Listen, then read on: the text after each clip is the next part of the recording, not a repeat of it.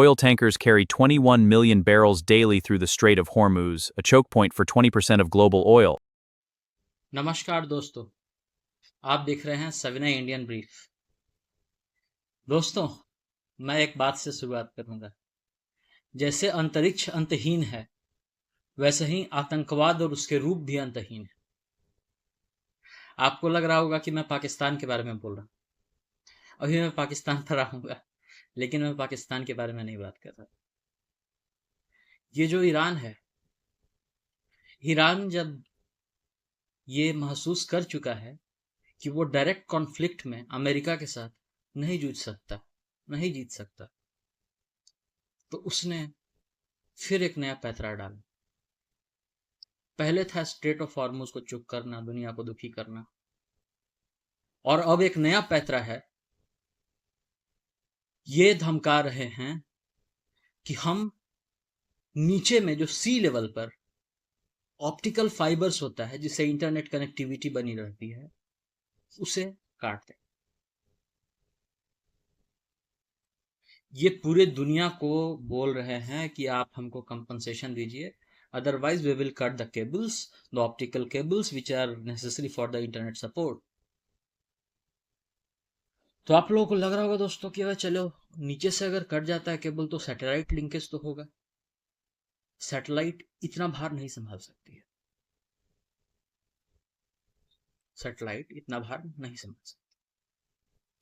अभी हमारे इंडिया में ही आप बात कीजिए तो सिंटल है, रिलायंस है, टाटा है, ये लोग मैनेज करते हैं इंटरनेट प्रोवाइड करने के लिए।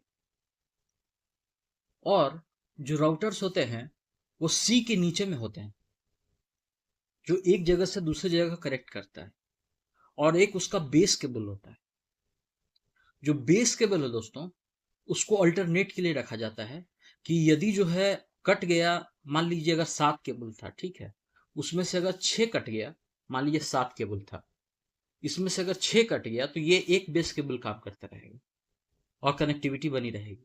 लेकिन अगर सातों का सातों कट गया तो फिर क्या होगा कि ट्रैफिक जो होगा इंटरनेट का वो बहुत स्लो हो जाएगा। मतलब उस पर गीगाबाइट्स की डाटा जाती है और काफी स्लो हो जाएगा इंटरनेट। और इंटरनेट अगर अफेक्टेड हुआ दोस्तों तो क्या क्या इफेक्ट होगा। अभी आज तो संडे है, मैं यहाँ पे बैठ करके आपसे इंटरनेट पे बात कर रहा हूँ। आज मैं पहले आ गया था क्योंकि आज संडे थी। क्या क्या इफेक्ट होगा। पहला, हमारा बैंकिंग। हम लोग अपना बैंकिंग इंटरनेट से ही करते हैं, हमारी सैलरीज आती हैं। उसके बाद जो एजुकेशन सिस्टम है, बहुत ऐसे स्टूडेंट्स हैं जो कि तैयारी कर रहे हैं एग्जाम्स की। बोर्ड के स्टूडेंट है जो तैयारी कर रहे हैं अपने स्कूल के एग्जाम्स की, वाया इंटरनेट। एक्सपोर्ट इंपोर्ट पर प्रभाव पड़ेगा।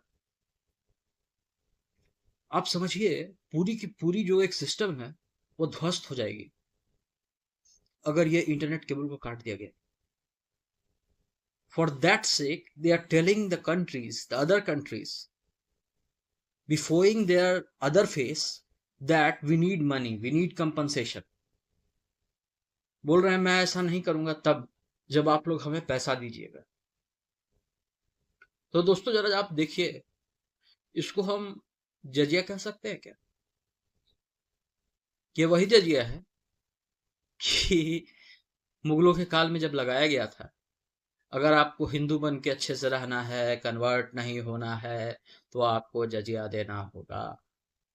उसी तरह से अगर इंटरनेट पे काम करते रहना है, इंटरनेट केबल को सुरक्षित रहना है, तो जजिया देते रहना।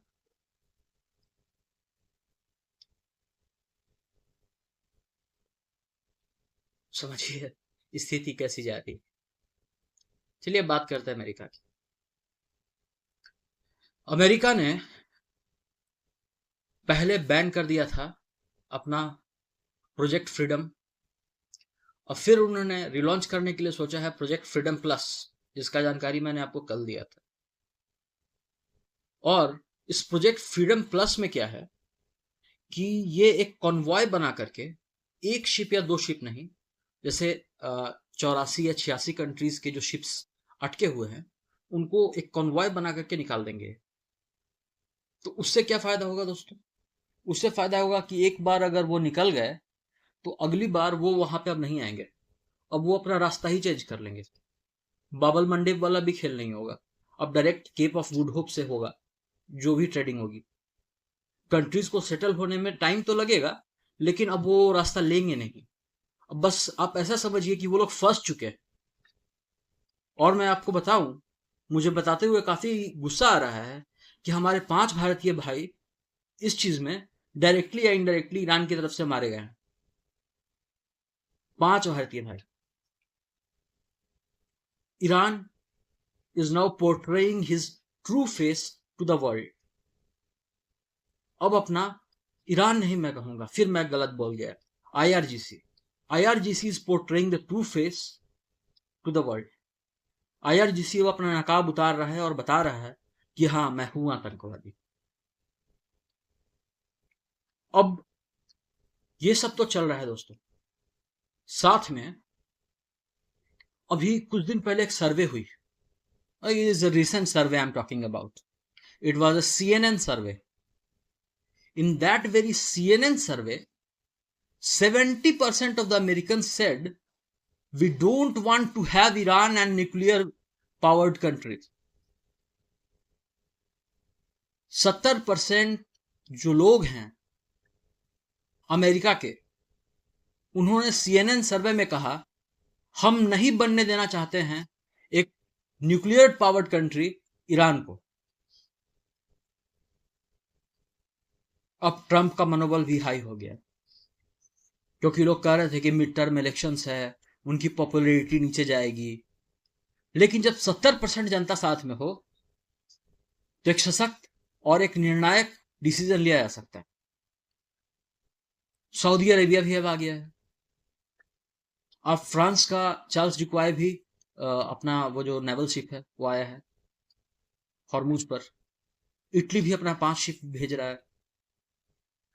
अब दुनिया को समझ में आ गया है कि इनका जो असली चेहरा था वो क्या था। यह अब एक अंतहीन लड़ाई की ओर सारा कदम जा रहा है। कांग्रेस अप्रूवल के चक्कर में अमेरिका नहीं पड़ना चाहता था, इसलिए उसने अपना एपिक फ्यूरी बंद कर दिया। अब उसने फ्रीडम प्लस स्टार्ट किया है। अब वो कह रहे हैं कि हमने तो इकोनॉमिक ब्लॉकेड ही लगाया है, हम तो वार नहीं कर रहे हैं, तो हमें कांग्रेस अप्रूवल की जरूरत नहीं है। ये सब चल रहा है।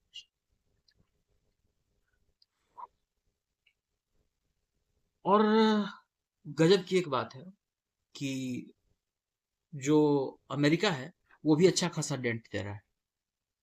डेंट इस मारे दे रहा है कि मैंने आपको कल बोला था कि शायद खर्ग आइलैंड जो है वो फुल हो गया होगा, इसके कारण ऑयल स्पिल हुआ है। शायद मैं उस समय गलत था दोस्तों, क्योंकि वो जो स्पिल्ड ऑयल है that was due to the tankers being hit by the America.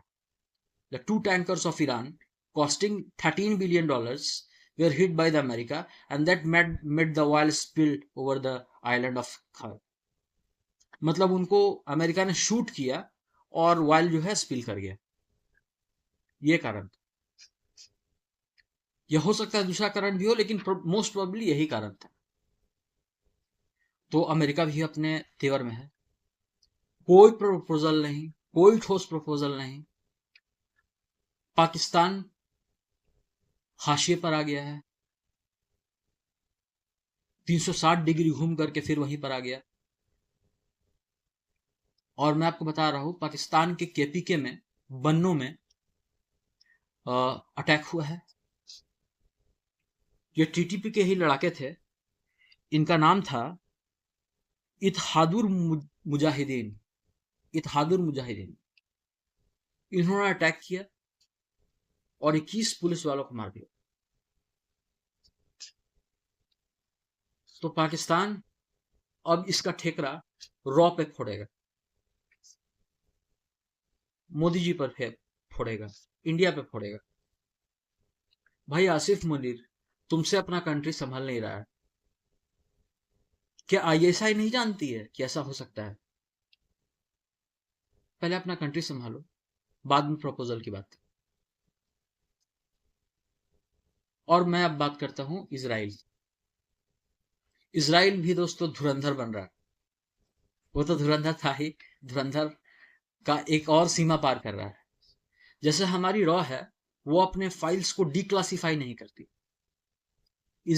Israel का जो मोसाद है वो डिक्लासिफाई कर देता है।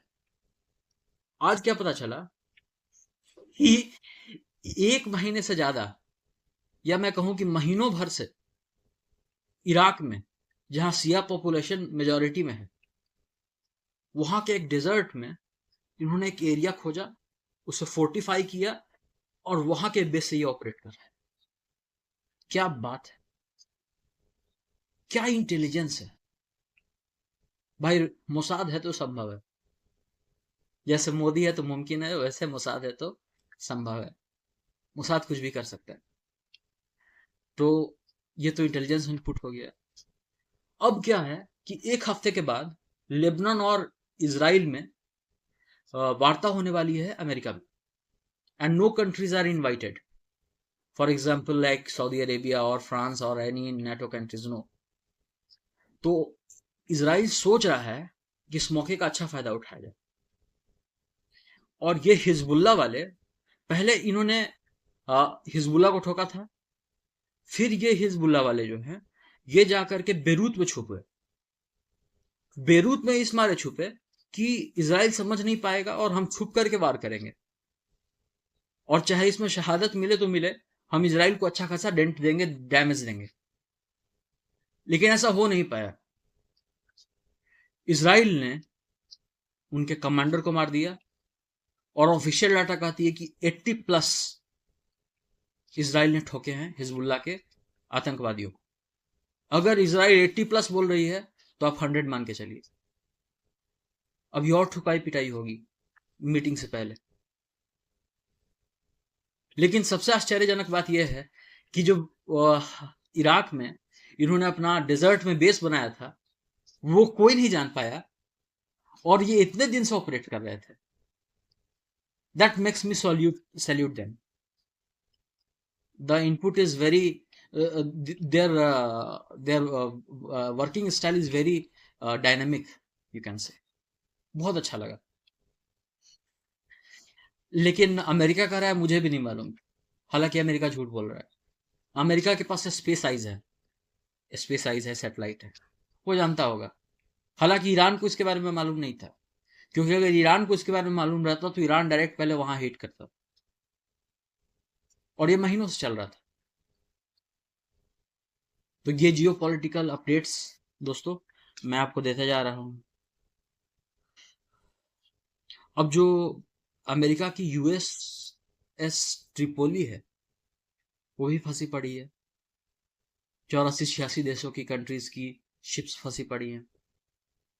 काफी दिक्कत होने वाला है, क्योंकि अब देखिए, फिर अब एक और दिक्कत होगी, यूरिया कम हो जाएगी। 6 से 8% प्रोडक्शन ऑफ यूरिया नीचे चला जाएगा। और अगर 6 से 7% प्रोडक्शन ऑफ यूरिया नीचे गया तो ऑब्वियसली जो फूड क्राइसिस है वो भी 6 से 8% बढ़ेगा। अब इस गणित को कैसे डिकोड किया जाए, जो मैंने शुरू में बोला था कि जैसे अंतरिक्ष अंतहीन है, वैसा ही आतंकवाद का चेहरा भी अंतहीन। नमस्कार दोस्तों, दुर्गा माता की जय। जय हिंद, वंदे मातरम। मैं आपसे फिर मिलता हूँ। Thank you. आज संडे था, आप लोग अपना भी हाल चाल कमेंट में लिख करके बताइए, मुझे अच्छा लगेगा।